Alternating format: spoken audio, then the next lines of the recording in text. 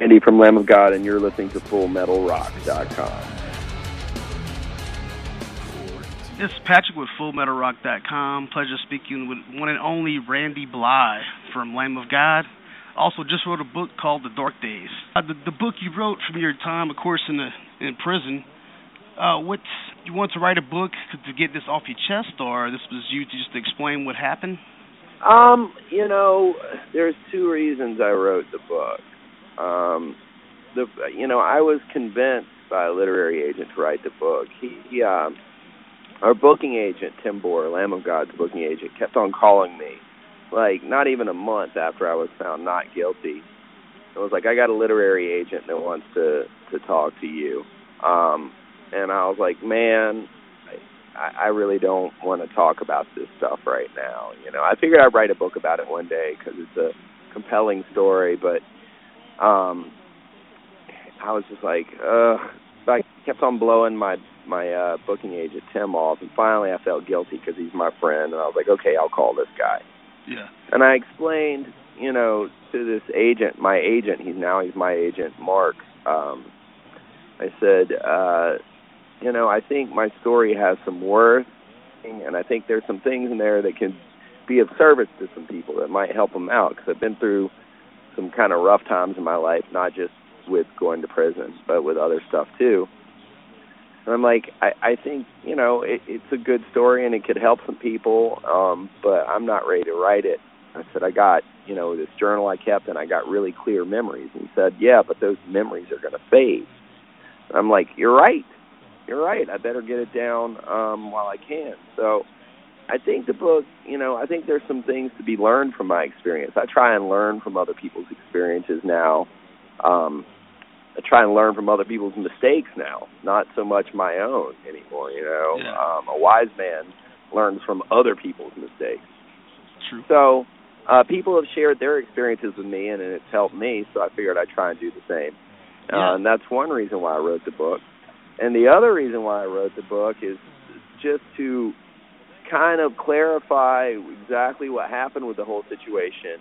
There's a lot of, misinformation out there. And ask, you went to prison in the Czech Republic, a 123-year-old prison. What was that like? And I'm like, now I can say I wrote a 500-page book about it. You can read it, and that's exactly what it was like, you know? And I didn't expect the book to be, of course, this big. They said 500-plus pages. I assumed it was going to be, a little small, 100, 200 pages. And when I got it, I was like, Jesus, and the amount of detail in the book you have, I mean, it's unbelievable. I know you had notes when you were there, but just your memory-wise, of every little detail was insane. Yeah, man. It was very well written as far as from, the times your mind's not right being there. Right. Well, the whole experience was really just so weird. Being in you got to think about it, I wrote about this in the book. One day, the day before I went to prison, we played on this island in a fjord in Norway where there's thousands of, people there to go see this music festival, and a ton of beautiful, hot Norwegian women. And there, we took a sailboat, an antique sailboat built in the 30s, from this town through the fjord to this island, and it was just like the most awesome day ever. I was like, this is just the greatest thing. Look at all these hot chicks. We're on a sailboat. The countryside is unbelievably gorgeous. And then all of a sudden, the next day, I get arrested by a SWAT team, So it's a really weird experience. So during that whole time, I really paid attention to what was going on to me, because it was so, and what was going on around me, because it was so weird and so different. From one second you're on rock tour and you're playing in front of, on that tour we played shows in front of 100,000 fans. Yeah. Some of them were that big. The next day you're in prison. That's a very strange dichotomy. Yeah. It's very weird. So I think, you know, if I had, you know, been drinking a lot and gotten in some sort of trouble and went to prison, you know, after that, I mean, that would have been like kind of logical, and maybe it wouldn't have seemed, everything wouldn't have seemed so extraordinary to me. It would have been like, yeah, of course I'm here in prison. I was, you know, screwing up. But great, and then blam, I'm in prison. So I think that really made the whole experience really stand out in my mind. I mean, trust me, anyone goes to prison, it's going to stand out in your mind. Yeah. But it was just really extra weird. Yep. And the way and for a lot of weird details. Yeah. I mean, the details you have, of course, the way it's written, it's almost like, you know, you wrote exactly what you had in your head. You would get to a certain point, and the thoughts and the backtracking or the flashbacks you were having of other times, you immediately jump back to that. Then you would jump back to what's happening now. That was the interesting part about it, because it was almost like you were telling the story, but of course your mind was going here, and you would go straight to it, then jump back to it. Right, and, you know, that's something I had to watch in the writing, because I will go off on a tangent. You know, I'll start telling a story, and that'll remind me of something else, and I'll, you know, we call that, me and my friends call that weaving the tale. When you start telling a story and it takes forever because you start telling 15 other stories. Yeah. And I really got to rein that in, otherwise I'll weave the tale a little too much. Too many threads going into the rope of the story. But you know, I kept it, like, as you saw in the book, there's some journal entries. I kept a lot of, like, pretty in-depth journal entries while I was in there, and they were describing, like, my mental state at the time and my emotional state. And that's kind of, they really provided me a framework for the book, to structure the book. It was the way I was thinking. I took notes of that, not just today we had soup for lunch and then we went out to the yard and then, you know, this guard was a jerk. I wrote about emotionally and what it made me think about. I wrote about that as well. So this journal I kept and these memories really, they provided the framework for the story. It was kind of built in. Yeah, as journal, is that something you normally did before? What do you mean, keep a journal? Yeah, keep a journal, yeah. Over the years, I've tried many times, and I have boxes and boxes of notebooks with journal entries, and, you know, I'll be disciplined about it. Generally, what I'll do is I'll be going on a trip, right? And I'm like, or we'll be going on tour, and I'm like, I'm going to keep a journal of this. And I'll start off strong, and I'll write for about 4 or 5 days. This happened, and I thought about this, and then, you know, I'll get distracted and go do something else. In prison, there wasn't much else to do. Yeah. So I was pretty consistent about journaling. There was a period of a week when a lot of just different things happened, and I didn't write for like 5 or 6 days. Plus, I'd gotten some books to read, and I was just happy to have something to do besides just write. But you know, there wasn't a lot to do, so I was pretty keeping a record. And you know, I figured, you know, I'm going to be okay. I'm going to make it through this, even if I had to do time, because I know dudes who've come out of prison after doing, you know, 20 years, and they lead an okay life. But there was always in the back of my mind, I'm like, what if I die in here?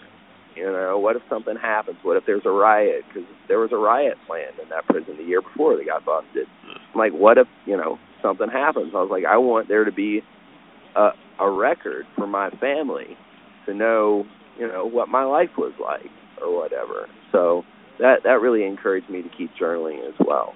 Yeah, and the tuberculosis that was next to y'all when y'all doing the drug testing and everything, that's insane. I mean, that TB is so horrible and spreads so badly. Yes. In a normal hospital environment where it's clean, it spreads. You're in the middle of a shithole, no air, no flow, and just, you know, chaos. That's a crazy thing to think about, tuberculosis. That was a brutal first day in prison, you know, and anyone that's, listen to this or whatever, if you read it, we're talking about, my first day in prison, and about, 12 or 13 of us got crammed into this cell to give drug tests, and, there was this, everybody's peeing in cups. This one guy knocks this cup of piss over on me. There's a bleeding junkie beside me. Some other dude fainted when he saw the blood. And there was a guy in a cell next door who was screaming because he didn't want to go to the hospital because he had tuberculosis, and they carried him out past our cell just screaming and spitting. Yeah. And it's a filthy place. So, that was kind of a rough first day, and somebody explained to me, this dude, I'm like, what is all that noise next door? Because these guards had to come and get the dude, and they had, SARS mask on and stuff. He's just screaming and spitting because he doesn't want to go to the hospital. I don't know why. If I had tuberculosis, I'd want to go to the hospital. But they're like, he's got tuberculosis. He doesn't want to go to the hospital. And I'm like, Jesus Christ, dude, tuberculosis. That's something my grandma talked about. Yeah. And TB, it was bad back in the day. And I was just like, okay, I'm in a different place now. This is a little bit different than what I'm used to. So it was pretty heavy, dude. Yeah. The one part of the book that got me was the all the tests the psychologist gave you with the ink blot and the picture cards. I didn't even know that even it still existed, that people still even gave those kind of tests. Yeah. Right. It's insane. The Rorschach test. Yeah, the Rorschach test. That was pretty crazy. I think, that was one whole deal with, when I went to trial, they tested me after I'd had no sleep. They barely fed me. I'd been locked up for just 2 days at that time. And then they give me all these crazy shrink tests that are old. These are not like the modern tests, and they're trying to figure out my mental state. They're trying to test me, and I'm like, man, I haven't slept. I'm in a foreign country. I just got arrested and told I had killed someone. I have no memory of this. This is crazy. And they did these tests, and then the woman who tested me said that I displayed antisocial tendencies. And it's like, are you fucking kidding me? What do you want me to do? Do cartwheels? Jesus Christ, I've had one bologna sandwich in 2 days or something, no sleep, I'm in a foreign country, I don't know what's going on. And, it was just really weird. I got the feeling through all that she just wanted to put me in a little box and check her little checklist off and say, okay, this dude is, not fit for society or whatever. And the other thing is, these tests, it's not like a blood work test. Okay, when you do blood work, okay, you have diabetes, or you don't have diabetes, or you have, you call it, some sort of medical condition. Psychological tests are entirely subjective. They're up to the interpretation of the. So I had, before my court date, I was tested again, and they're like, no, this dude is completely normal. He acted, with, under normal situations. He looked at the first psychiatrist test results and was like, the results she turned in, he didn't seem to act crazy or antisocial or anything, So I don't know. They weren't in court. There was a bit of a argument about that, with this woman shrink. I don't think she liked me very much. Yeah, that's cool. Of course, one of the cards was vagina, so that was yeah. That was great. Well, that's true. Yeah. That's true. If you look up the Rorschach test, they have a set of answers, standard answers. What does this look like? It looks like a bearskin rug, and all of them it can be construed as a vagina. Yeah. Because it looked like one. I don't know what you want me to say. What can I say? I'm a ladies' man. I know what it looks like. Yeah. I've been around a few. One or two only. The attorney Martin that they had you, I guess, assigned to when you were there. Well, what was up with his bleeding foot? Did you ever find out what the hell was going on? Yeah, he had had some sort of, he had this operated on his foot before. He had injured his foot before, and it had healed, messed up. I think they kept on having to cut like bits of it away. And the first time I met him, I come in, and Martin's a wonderful man. He did a great job for me as an attorney. I love him very deeply. Obviously, I'm talking to you as a free man. Yeah. He helped with that quite a bit. So I got nothing but good things to say about it. But when he walked in, the first time I met him, I'd just been arrested. He's got his foot all wrapped up in this bandage, and he's just bleeding, and his toe is all, like, red and angry. I'm like, what is going on, dude? And he's like, well, I have to go to the hospital to have some small part of it cut off. And I'm like, what? My foot, they're going to cut off part of my foot. I'm like, what kind of place am I in, What do you mean they're just going to cut off part of your foot? Jesus, But, no, he just, he had to have, literally some small part of his, probably a bone spur or something. I don't know, But I'd just been arrested. I'm like, Jesus, or did he give him a stick to bite on and saw his leg off? I don't know, Most of the time when you meet an attorney, they aren't like, oh, I'm going to get my foot cut off or whatever. It's just very strange. But no, he's fine. After it healed up. Yeah, he was good. I never asked him to see it or anything, but he walked around me 20 times in shoes. And I asked him how it was. How's your foot doing? He said it's fine. He didn't even have a limp or anything. So I reckon his foot's okay. It should be good.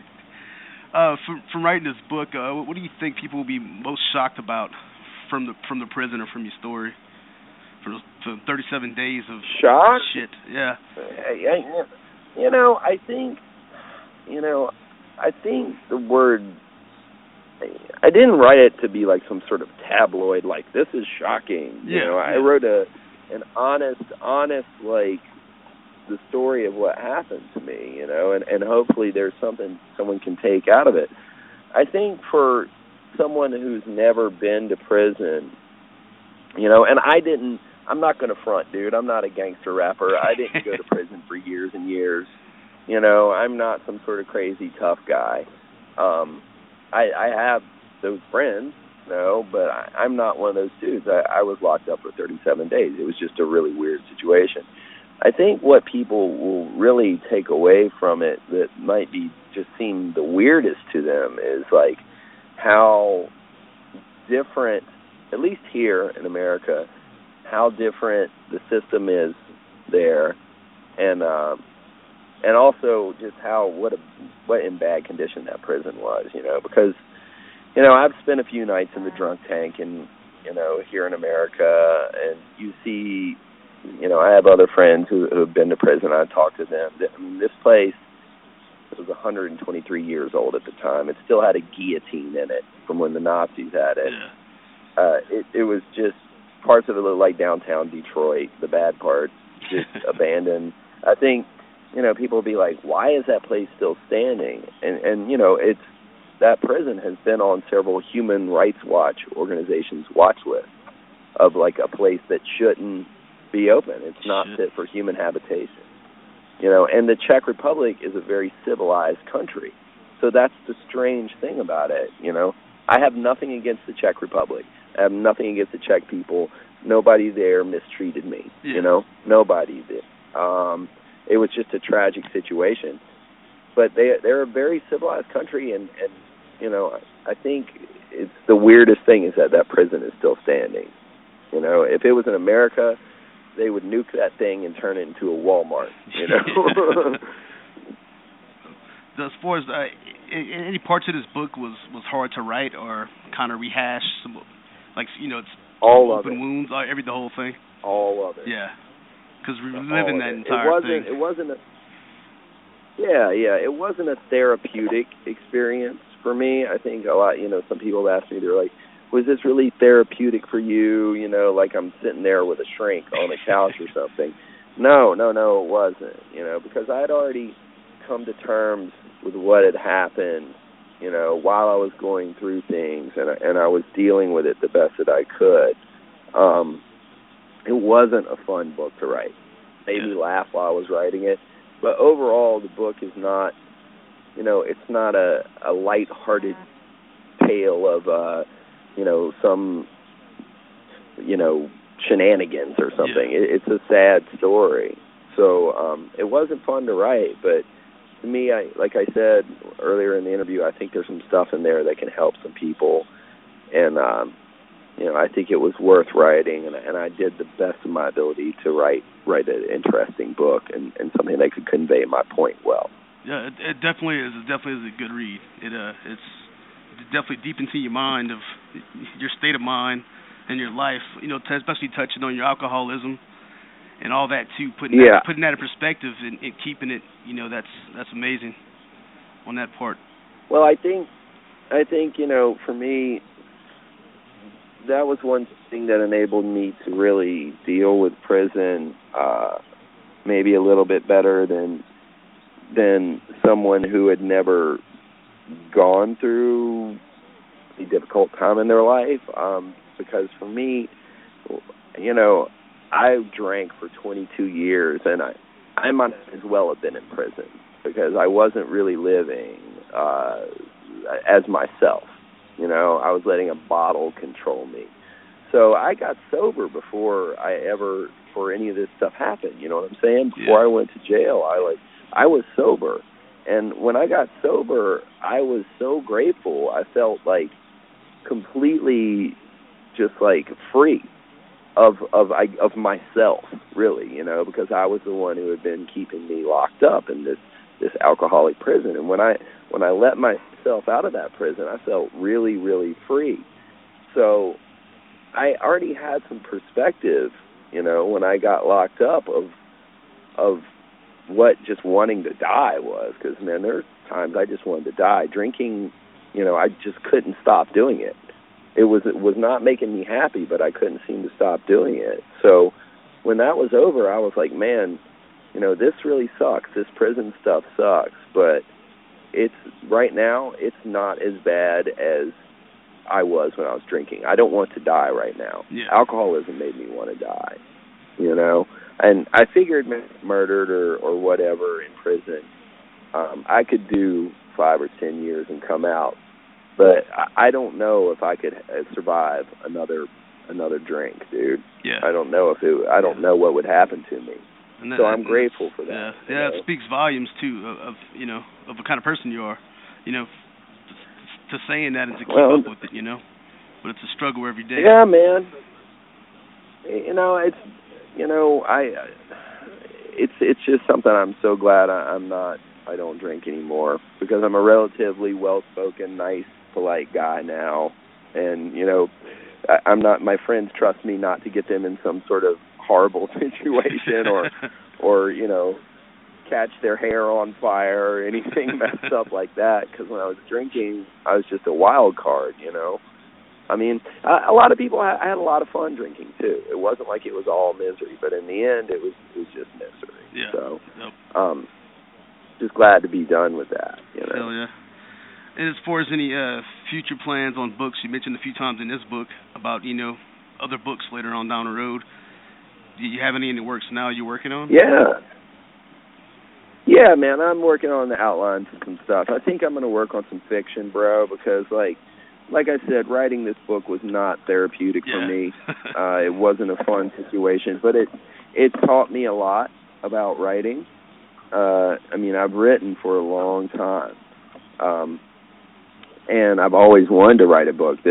Writing this book taught me that I could write a book, and it taught me a lot about the discipline that's required to sit down and really sit in the chair and face the blank page every day. That's the hardest part, dude. Yeah. Being like, oh, dude, there's a blank page, and you're like, okay, I got to create this. So it taught me a lot about the writing process. But I don't, I really want to write fiction because I think I'm a pretty good storyteller. I think, I could write an interesting story. This story that I told is very, very real. And the reason why I want to do fiction next is because, like, if something bad happens in my next book, if there's some sort of, conflict, I don't want it to involve me or anyone I know. I've had about enough of that, you know what I mean? Like, I can invent some character and just kick his ass up and down the street, and that'll be fun, but it's an imaginary person. It's not a real human being who has to suffer, especially not me, because I'm about done with it, I've had about enough. 6 bars laid across the sky, pouring walls, compel the time.